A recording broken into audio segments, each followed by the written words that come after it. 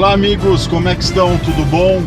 Hoje 4 de dezembro de 2019, meu nome é Elvio Fernandes e vou desromper, vou bater 5 em cima assim nesses influenciadores digitais contratados por essas empresas para te enganar com essas narrativas falaciosas, quer dizer, com esse bando de mentira, esses embusteiros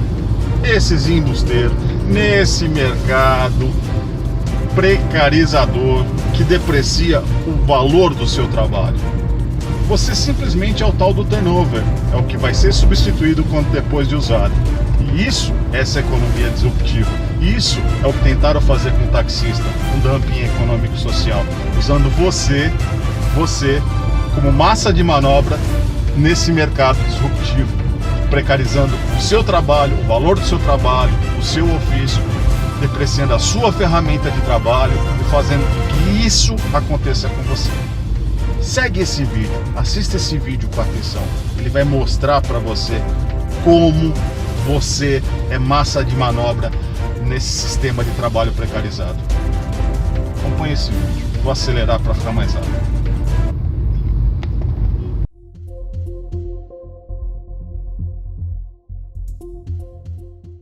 Os trabalhadores de aplicativo fazem jornadas de mais de 12 horas, sem garantia trabalhista, ganham o que o algoritmo determinar e são penalizados pelos atrasos. A gig economy, que é isso que, né, de não ter chefe, trabalhar quando a gente bem entendeu que não é bonito, gig economy. Mas vai deixar a gente mais livre ou vai gerar sobrecarga? Pra mim isso é desesperador. É a sensação de que a gente tá vendo o último suspiro antes da avalanche que vai ser o desemprego causado pela automatização de tudo, pela tecnologia que vem pro bem e tal, mas que faz com que uma galera não...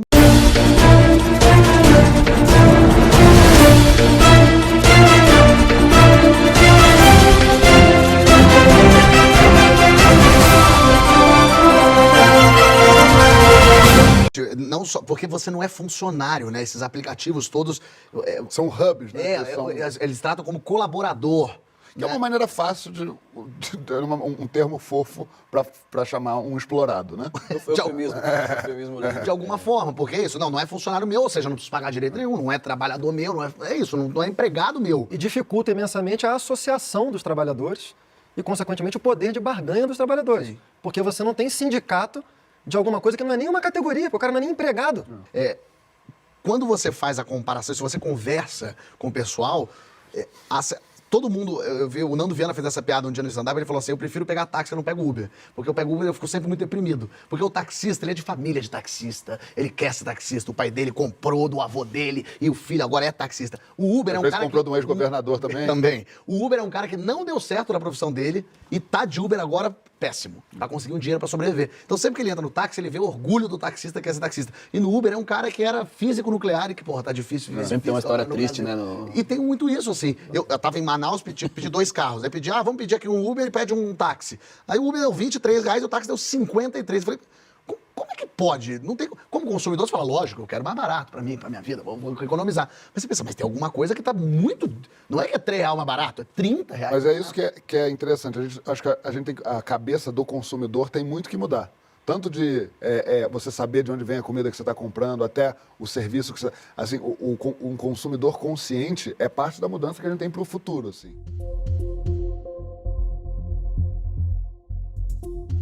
Quando eu vejo esse tipo de história, me lembra muito uma parada que o Chomsky falou.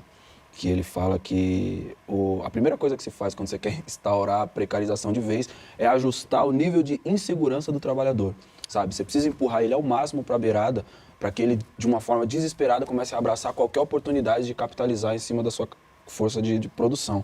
No Brasil é o terreno perfeito para isso. A gente encontra no contexto que a gente está hoje, sabe? Uma série de políticas que eu acredito que são desumanas nesse sentido, sabe? Quando a gente fala de assistir, por exemplo, a quantidade de desempregado que a gente tem hoje no Brasil e as conversas da política majoritária no Brasil não colocar isso como uma prioridade, entende? O que a gente está fazendo mesmo enquanto sociedade é empurrar todas essas pessoas para a beirada para que eles abracem qualquer coisa. E assim a gente caminha colorido e sorridente para o trabalho escravo de novo, saca? Eu acho que a gente tem um desafio gigante, eu concordo com tudo isso aí que você falou, mano. Eu acho que a gente tem um desafio gigante. Se essa saída vai vir à direita ou à esquerda, não sei, mas ela precisa ser balizada pela humanidade.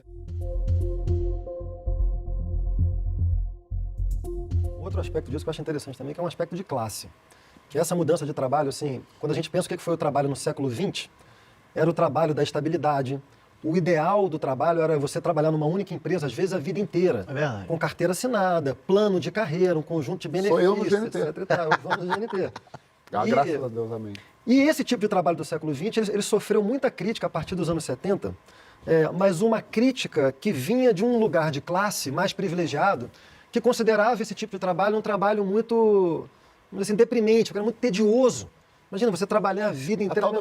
O tal do conceito da felicidade veio para acabar com a seriedade do mundo. É um pouco assim, quando você vê, sei lá, você vê alguns filmes americanos, assim, aquela coisa dos anos 50, American Way of Life, aquelas casas no subúrbio com gramado, aquelas vidas que são vidas, assim, muito estáveis, mas muito tediosas também. Então, assim, teve um certo discurso de classe que viu a mudança de trabalho como uma experiência de liberdade. E, de fato, assim, para nós, por exemplo, assim...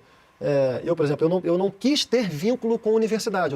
Eu tinha toda uma trajetória feita para ter vínculo com a universidade, fazer concurso e tal. Preferi não ter vínculo porque me interessou mais fazer outras coisas. Agora, isso é um lugar de classe.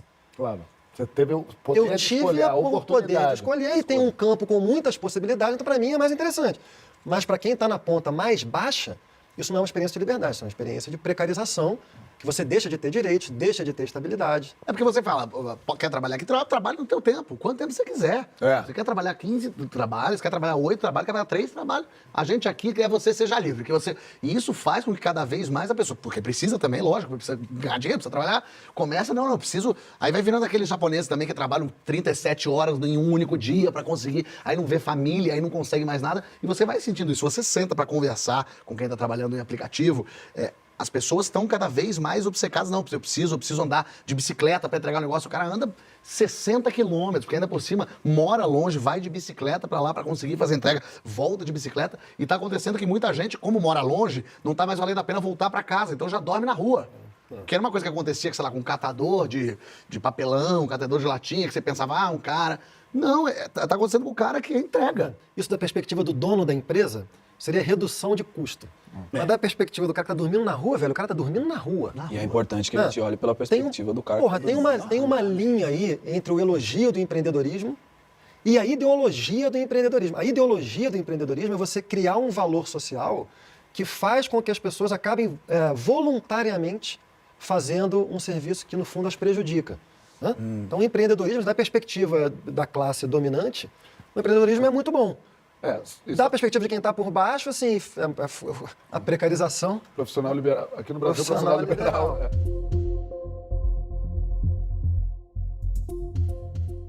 Criar empregos num mundo onde automatizado num nível assim, que não é mais profissão mecânica. Não é mais o ascensorista que vai acabar. Que bonito. É advogado, médico. Tem um documentário muito interessante que eu vi da Vice falando sobre isso, sobre o que está acontecendo. Porque quando a gente fala disso, as pessoas falam, mas isso é 2100. Não, isso aí, até quando fala de carro automatizado, isso é futuro, daqui a 3 mil anos. As pessoas não estão entendendo que é daqui a 5 anos que a onda vai chegar. Lá, né? Aqui é daqui a 15. Isso, mas vai chegar e aqui vai vir pior. Pelo menos eles vão testar lá antes, a gente pode tentar. Só que o conceito de lá é no mundo. Então, esse é o problema. O impactos aqui, né? O impactos aqui. Impactos cruéis. Exatamente. Maior, você pensa maior. assim, o carro vai dirigir sozinho, vai virar um automóvel em definitivo. Você pensa, maravilha. Mas aí você fala, não, se automóvel, você não vai ter mais motorista. Não precisa de motorista nenhum. De carro, ônibus, caminhão, nada. Guarda de trânsito. Guarda de trânsito. 7 Rios. Não precisa do cara que para o carro. 7 Não Rios vai precisar nem ter mais. É isso, o guarda de trânsito, porque não vai ter mais acidente. Não vai ter mecânico, porque não vai ter mais a combustão, vai diminuir muito mais. Quando você vê, tá caindo fora um monte de coisa e essas pessoas fazem o quê? Quem vai capacitar essas pessoas para serem outra coisa? E mais, nesse documentário, que é mais aflitivo, o que eles dizem é que nem adianta você capacitar para um posto acima, porque esse posto já vai ser engolido direto. Então você vai precisar criar novas formas de relocar essas pessoas na sociedade. Acabou. E de fato, assim, quando a gente pensa Marx, tão dito hoje, tão falado hoje, né? O fantasma do comunismo. O pensamento de Marx, a coisa da revolução comunista, surge porque Marx pegou um momento da acumulação do capital que a situação do trabalhador era terrível mesmo, né? A revolução viria do proletariado, porque o proletariado era o cara completamente despossuído, o cara não tinha nada, era completamente precarizado. Marx não viveu o suficiente para pegar uma invenção que mudaria a história do capitalismo, que é a invenção do imposto de renda. O imposto de renda, tal como a gente conhece hoje, progressivo, que cobra mais dos mais ricos e que pôde fazer surgir sociais-democracias no mundo e um capitalismo mais moderado, né? Eu acho que tudo isso para dizer que talvez, em relação ao novo trabalho, a gente esteja vivendo esse primeiro momento que ele falou aí, que é um momento de extrema precarização, e que vai preceder a criação de uma legislação, ou a recriação, né, de uma legislação específica. Esse Né? mundo virtual que não tem legislação nenhuma, né? Mesmo rede meio terra de social, ninguém, terra todo de mundo ninguém, acho que faz. tudo está sendo regularizado e entendido.